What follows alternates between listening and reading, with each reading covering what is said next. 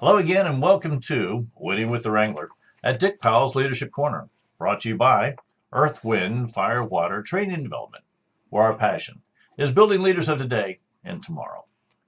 Leaders, the information on today's program was gathered from many different places and many different people. If you hear yourself in our conversation today, please remember, it is not all about you.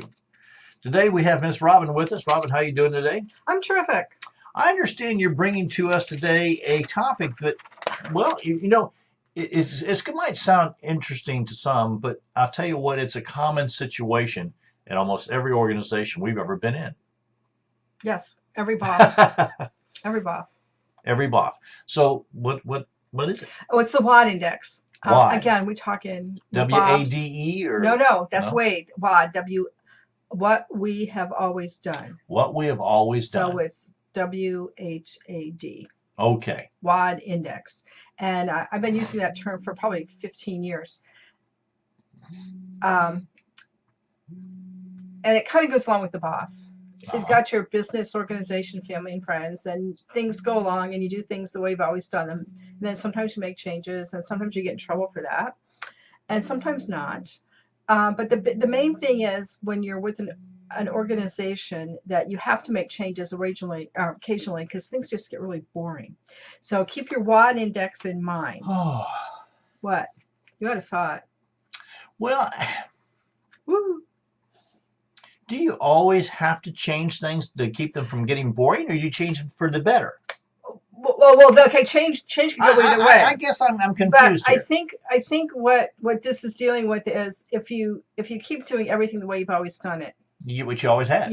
you get less. That's the really true thing. You get less, and that's the theory of diminishing returns. Okay. Mm-hmm. And we talk about that a lot, but it's true. And every once in a while we go somewhere or do something where we are again hit in the face with the WAD index. Well, we can't do it like that because we've always done it like this. And you have to somehow get people over the fact that sometimes change is good, and you have to be intentional about it. Sometimes it just happens automatically.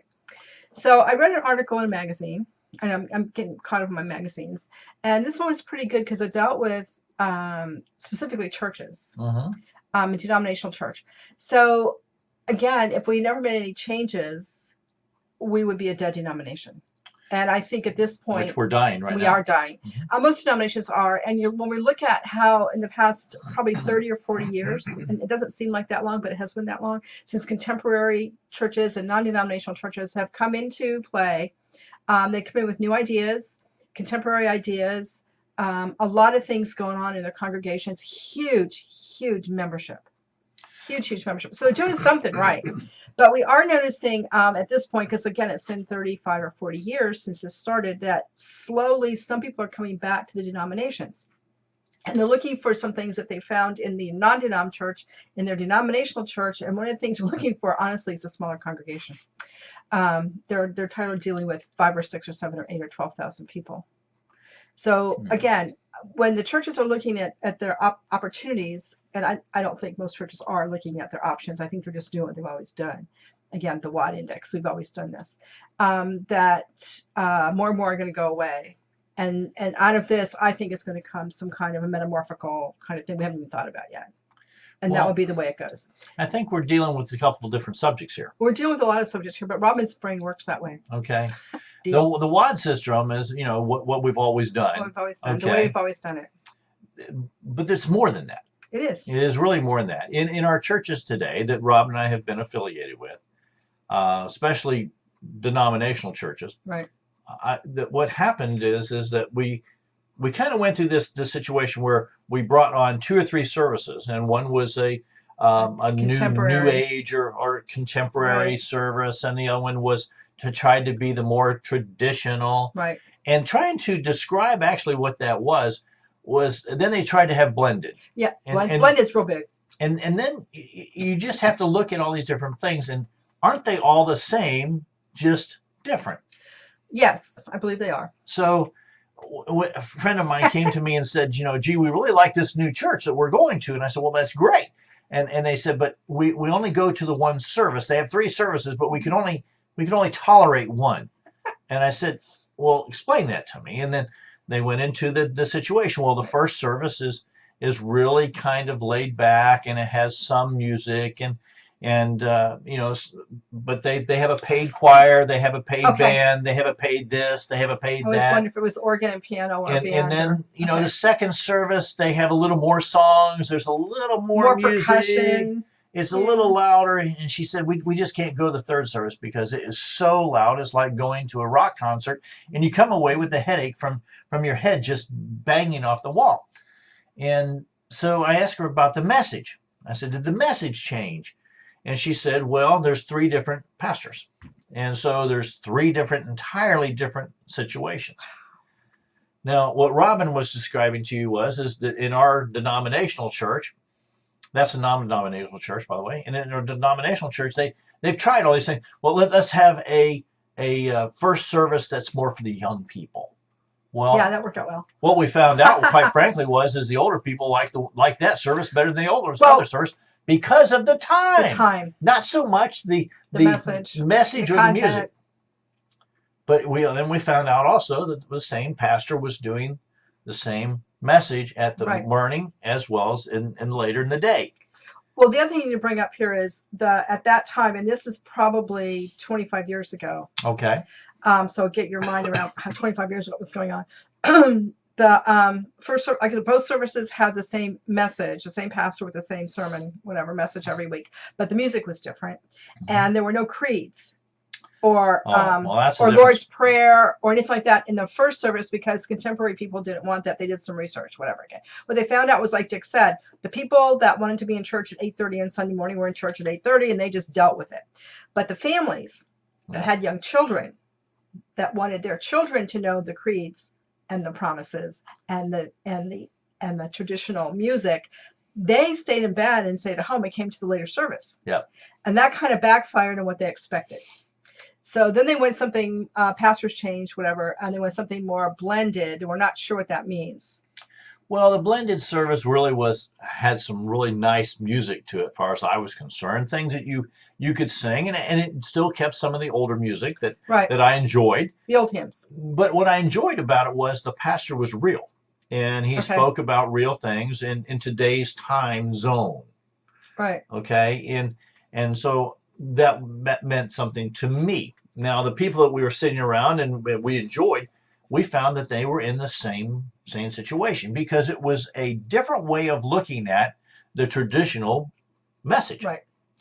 So here again, what we're finding is the churches that we're familiar with are going back to a more traditional piece. And when they're doing that, here again, they're gaining some, but that's the 65 to 80 crowd versus the 90. Younger people. Right. And the other part of that is if you look at church music, I think it was about 10 years ago, a 16-year-old sat in a Wednesday night program and said, contemporary music, that the stuff you call contemporary was published in the 1970s. It wasn't contemporary for him, it was contemporary for us. But so that means, but in the interim, there have been people and there's a couple of notable people that have written a lot of church music. That's kind of a nice, not quite the old hymns from the 1800s, but more again, but the message is that they have a lot of verses. They have more stanzas than the standard 4 stanza stuff we're listening to. It's too many. It wasn't really too many, but it's nice. It has a nice message to it, and there's a fair amount of that in our denomination's new hymn book, like 150 by this one person. That actually is 10 years older than us. So go figure. It's still not contemporary. It's not contemporary, but it's nice music. I don't know what contemporary is because I don't think I've heard any for a while. Well, it's because real music stopped, and at the end of the 70s, music stopped. Okay, music stopped. I'm sorry. Disco didn't buy it. At most, whatever. Anyway, I'm not sure. Even if we have a contemporary radio station on here, we know what real contemporary music is. But we don't where we live. We don't. Just so you know. So we have what we have, and we do what we do. But it's not just about the music at worship. I think it's about the whole experience. Well, let's go back and look at this in a different manner. Okay. As we grow in any organization, I don't care what it is, you'll have growing pains. The difference is open, honest communication of all the people within the organization. And how you deal with the growing pains. What we're seeing over and over, though, is that the leadership group is not growing. And it's not growing because they've never allowed people into their circle. And because they didn't, the people who have been turned off or turned away are now too old and going, no, I don't think so. Yeah. Do you think they didn't let them in because they didn't hear what they had to say? I mean, that was my experience. They didn't want to hear what I had to say. They didn't They want didn't anything. care what I had to say. They were so stuck into this is What the they way we have thought- always done. Or what they thought we should be doing because we didn't want to do what we've always done. Well, and Had then no- again, there was no no foundation. there was no honest, open conversation. Right. And this is the part that bothers me as a leader. That the biggest situation, if you don't have a clue what the people need or want or desire that are sitting in the pews, well, you're just a doofus up talking on the stage, as far as I'm concerned. So from that leader's that's not paying attention's point of view, how would he know that he's not growing? Do they look at the numbers of who's in church? I don't think that. I don't think the they open up the numbers book is and just look at it? one It's just a one number. metric. It's one metric. You're right. Okay, it's one metric. Mhm. It's what are the other programs that are running Well- are running by people that want to put them on in the church. It's Okay. it's looked at more than one metric. That metric of number of butts in the seats is a terrible metric. It's what it is, but it is a metric. It is. But it's not the only one. Do they also look at how the offerings are diminishing? Well, that metric is always it's Again. always hooked to how many people are in the seats. Or not? I mean, it's part of the whole picture. That's the way it's always It's hooked. part of the okay. So that's still part of the picture. So that's not part of the WHAD Index. The thing it's not metriced or looked at is, let's just take an activity that's going to happen this evening, and Okay. they're inviting the whole community, and that metric needs to take and be written down. How many people showed up? How many people were served? And Okay. how much did it cost us to do it? To do that. And what was the rate of investment or rate of return? Was it money well spent? Now, backtrack a question on that. Stop playing with that; it's annoying. Have they looked at the metrics in the neighborhood? Well, they haven't. That's what Okay. I'm telling you. They didn't do the They research. haven't done the research. The churches, the organizations that don't do their research on what's going on in their world around them right now Mhm. are always going to be slipping farther and farther behind. That's right. Because they're going to always depend on what we've always done. Well, this worked 5 years ago. This It worked worked for 20 Grandpa. years ago. Yeah. Well, it doesn't work now. Doesn't work now. People are People are different. totally different. But I don't also take and look at the people that I have interviewed are Mhm. not looking at some place they don't want to go and be entertained from a rock concert. Right, and I can understand that. Okay, Although I love rock and roll music. I'm digging Okay. it. I have little parts and pieces. I think I'm okay. I think with. it's okay, and if there was, good rock and roll beats to good message songs, that's great. We had that music director who said every song is a sermon. Well, Um, I agree. Okay, so every song's a sermon. So if the message within the words and it's going to rock and roll music, so I can remember it and relate to it, that's a good thing. I think it's good. The difference or the opportunity Opportunities. is to work with pastors, to Or whoever's in charge of the whatever work group. with the leadership group, Mhm. to have more of a open, honest discussion with all the people. Now, here's what I'm Well- finding though: is the people in the pews have been put down so much for so long They're not going to talk. that they have become quiet. Yeah. Now, if you're a leader, I don't care what organization, if you're a leader and the people are quiet in your group, It's your fault. here's what's happened. You have told them, maybe not in a verbal way, but in some way, that they are not important. And so they have just shut up and said, well, they'll be here for a while, Right. and when they're gone, we'll do something else. Not only that, they're important, but their thoughts aren't important. Their suggestions aren't important, and that's harsh. Well, that's I mean, why we've all been in groups where we've been made to feel that way. Thank you for your input, but let's move on. that's why when that next show that I want to do is, are you thinking of me? Are you thinking of me? Because I believe it's so important that when we look at this thing, that really are the people important, or is just your leadership important? Or just you important? You see, that's the really crux of the matter. When someone comes to you with a new idea, of something, what's the worst that can happen? That it works? Yeah. I mean, would that be the worst thing in the world? Well, if you tried Well, it, and it didn't work, what so harm you would try that something be? else. And I think that's the whole part. When people come to you with ideas, what do you do? Well, we're going to say, so we get into the meat of the program here. We're going to say, we want to hear all of your ideas because we don't know which one's good and which one's bad. And what happens if we heard the same idea from 3 or 5 or 10 people? Does that mean it's a better idea than if we heard it from one? Maybe, maybe not. But the first thing that happens when you hear an idea is listen to it. Really listen. And then come up with legitimate objections. And there might be some and there might not be any. But some even some of my ideas have legitimate objections. Let's do, whatever kind of program. Great. How are we going to fund it? Well, and that's it. I don't know. Not really objections to me. They're ways to look at it. What's the Right. what could the budget be? Do we need a budget? Who's going to be in charge? Right. How are we going to put it on? What space do you need? You see, those are the kind of questions for me. When you have a new idea, it's let's do the research on it. Do you remember? Let's do the research. Back when, like again, this is 25, 30 years ago, we had mission weeks at our church, and they decided one time to rent round tables instead of having the 8-foot long rectangular ones because people could talk. Well, what happened, we found out was they were too big, and you can't talk across the table. You can only talk to people on both sides. Yeah. But out of that, the church went out and bought 24 round tables. They rented them, and then they went out and bought them. And I thought at the time that was a ridiculous expense for Mission Week, but it got round tables, and they turned out to be pretty cool.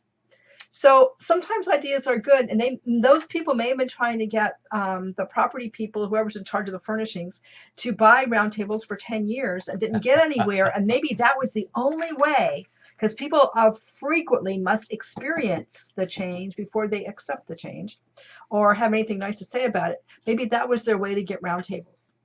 Needless to say, we still have round tables, and we wouldn't know how to do rectangle tables anymore.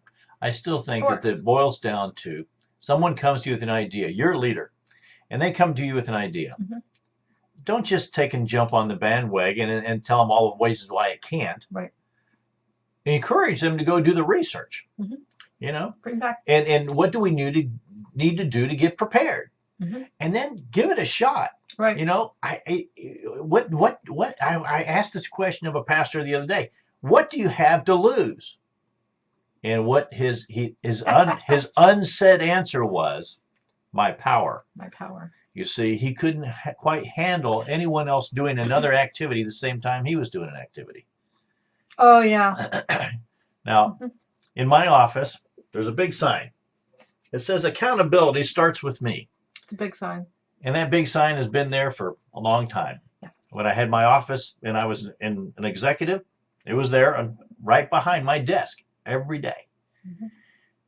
Now, the accountability part for a leader really comes down to the point of, hey, do the research, let's get prepared, and then let's execute it. If it works, hey, great, it was your idea, it's wonderful. Right. And if it doesn't, well, we'll try something else. But it also means that if you find out, if you notice that you're a leader that no one has any ideas or improvements or anything you're doing, any program ideas and things like that, somewhere along the line they got shut down, whether it was by you or someone else. And it might take time to develop that kind of trust. That's where they will share with you some ideas they have. Again, that's building relationships. And that's building relationships. So there are going to be times when you, as the leader, there's going to be times to add to. Mm-hmm. And I don't say change, I say add to. Because, if you're going to build a great program, if you're going to build any kind of organizations, it's always going to be about adding to and not subtracting from. If you're an organization that has done pretty much subtracting for the last 10 years, especially churches I'm talking to, and different little pieces have been subtracted. The way we've done things has been subtracted. Instead of added to and then looked at and done the research, done the evaluation before you let go. I didn't say get rid of, I said let go. Now there's a huge difference between getting rid of and letting go. You see, one is you've done the research and you've looked into it and you've done the evaluation, and it's time to let it go. Right. Different ball game. Yeah, sad but true. And so this is why Robin and I've come to you today and talked to you about this, the WHAD syndrome, is because it's so prevalent, not just in churches, but it's prevalent in organizations. It's prevalent in families. Family dinners. We have a granddaughter that, oh my gosh, if she doesn't get her egg salad sandwich for lunch when she's here, she wonders what's wrong with us. Again, But she's only her 6. thing. Okay. She's only 6. But again, it's just kind of funny that's got to be lunch. Sorry. So everybody might be eating something else, but she's eating egg salad. But again, she'll grow out of that at some point. She'll get tired of the egg salad or find something new to have for lunch. And that's all part of the whole plan. What happens when you change family holiday dinners? Sometimes they work and sometimes they don't. But if you don't try it, you don't know. I remember one year I wanted to have smoked pork. Smoked pork, yeah. Or smoked turkey for Easter. I thought my mother was going to have a stroke. We had ham. As we always do. Again, that wasn't the time to make change. And there are times to make change. I think if you are looking at your organization, one of the things you might want to go back and look at is maybe some programs or activities that you have dropped for maybe no reason over time because different people are in charge or not in charge. You might need to go back and revisit some of those programs and ideas. There's nothing just wrong for with a change. There's nothing wrong with that. That's revitalization. That's just revitalization. If that was good then, it's going to be different now. It's going to be different now because we have different people and different options and things like that. But to go back and visit some of those for programs. I like that revitalization better than I do change. Okay, write that down. Oh, man, that's a good one. The other thing I'm going to tell you is not all programs need to happen every year. Oh. Maybe they only need to happen every 2 or 3 years. And then that opens up for a room for new programs if your slate is full, your schedule's full. We also have times when nothing's scheduled. We live in Florida, and right now it happens to be the last week in March was about the end of spring breaks for the world. Yay! But we have a lot of traffic here. We have a lot of lovely beaches. We have a lot of traffic here this time of year and things like that. But in the summertime, we really don't have much going on. We're up north in the summertime. There's a lot of things going on because they can go outside then. And here, because it's hot, we don't do things. And maybe your organization, whether it's a club or a group or a church or whatever, family, whatever it is, plan some things to do at that off time. School's out, things that are slacked off. What we're saying is be open. Just open your mind. Look, any organization that's not evaluating everything they do all the time is always going to run into this stagnation situation. Right. And when you hit the stagnation situation, growth stops. And when growth stops, goes backwards. Your whole world dwindles. It goes backwards. And because it sounds so simple, doesn't it? But we make it so tough. Mm-hmm. We get so entrenched into the way we've done things for a long time. And then we wonder why, there's nobody around anymore. Who cares? That's usually because we didn't take the time Nobody cares. to bring in new people, new ideas, new thought processes. And we didn't maybe revisit some of the things that we let go of during a time when someone else was in charge or another leadership group has had a hold of the ball. Right. And they saw to it to let things go. So when you revisit these things, how important can that be? It's pretty important. Other things you need to consider during your evaluation process, and I'm a firm believer in doing an immediate evaluation, whatever it is. I agree. Evaluate 100%. the meatloaf at the dinner table, and then evaluate again in 3 or 4 days or 2 weeks or whatever. But have a set schedule. You need to know what people are feeling and thinking immediately. But here again, it has to be open and honest. Have to open and honest, and don't carry forward the bitchy stuff. But you have to do something with that information. And then reevaluate it and use it as you go forward. But it's important to do that on a regular basis and often, even if you only spend 5 or 10, I'm not saying do a 2-hour evaluation, No, but just 5, 10, 15, 20 minutes. do it quickly, but Mhm. but the people who have been involved need to be apprised of what came out of that Right. and what's going to happen with it. So you have to write it down Okay. and keep a logbook. If you've done an evaluation and you've never gotten back to people about what happened or had a plan to do something different, here's what they said. Well, we've done Again, that. you dismissed me. It was lovely. I love what they told me. Dick, we've done those evaluations 100 times. This church doesn't care. And you know what? You're just wasting your breath to take and make it happen again. Again, and surveys can be good or they can I'm be going to bad. tell you, those were exact words from Those the are exact. people. Well, we did. At one point, we were doing a whole lot of evaluations and surveys and stuff, all these wonderful online surveys. Went nowhere. But part of your evaluation process I also wanted to take in consideration was what else in the world was going on at that time. Mm-hmm. Was there a major event in the world? Was it around a major holiday? Did something major happen in your area?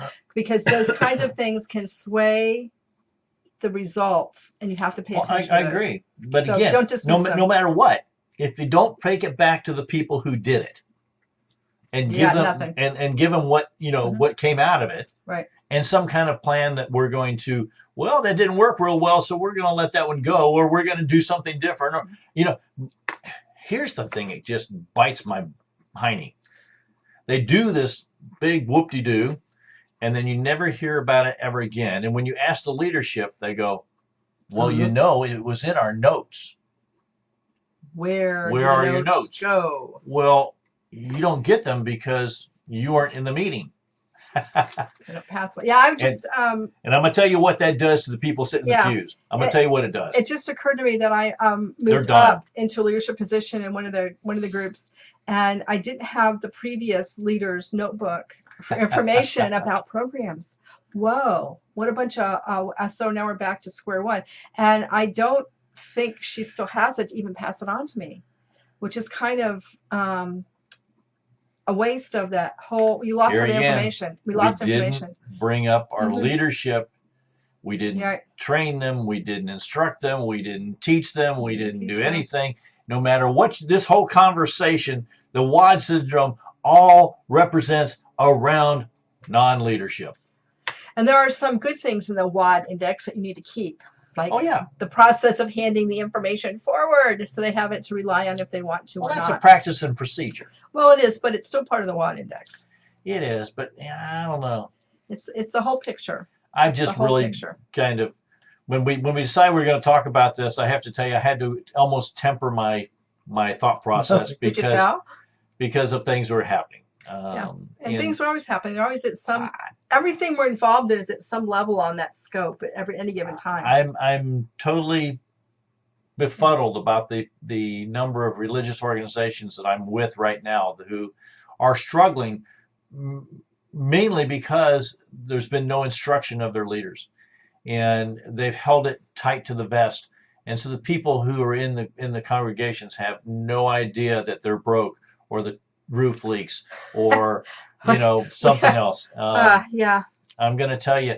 And then when the people find out about it, they go, well, why didn't you tell us? We could have helped. We could have. See, it really starts to take and burn the bridge. And once we've been in once that bridge gets burned, it's not good to rebuild it. Sometimes it's not rebuildable.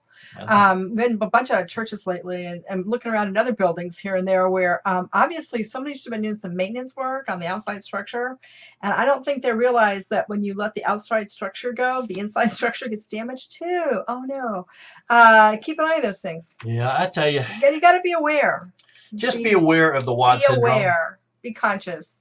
What else you want to say real quick there, Ms. Robin? I'm just saying, when you're doing stuff, have a good vision, deal with the objections, make a direction, go back to our 6 steps, evaluate first, and then go through your cycle. Try it. You might like it. Research, prepare, write down, work your plan. There you go. All those things are important to have a structure and do them. All right. On behalf of myself, Dick Powell, and Robin Powell, we want to say thank you for being a part of today's program. Our hope is that you've received a nugget of wisdom and guidance that will help you become a better leader. Now, if you have any questions or comments on today's program, don't hesitate. Go ahead and give us a call, 727-422-1833. Send me an email, dick@ewfw.org. Go to our website, take a little spin around there, and there's a little button. Just click on there, leave us a message. www.ewfw.org. And when you're ready to take and have Robin and I come and do a leadership seminar at your location, don't hesitate. Get on our phone call and get us real quick, because we book up really quick over the years.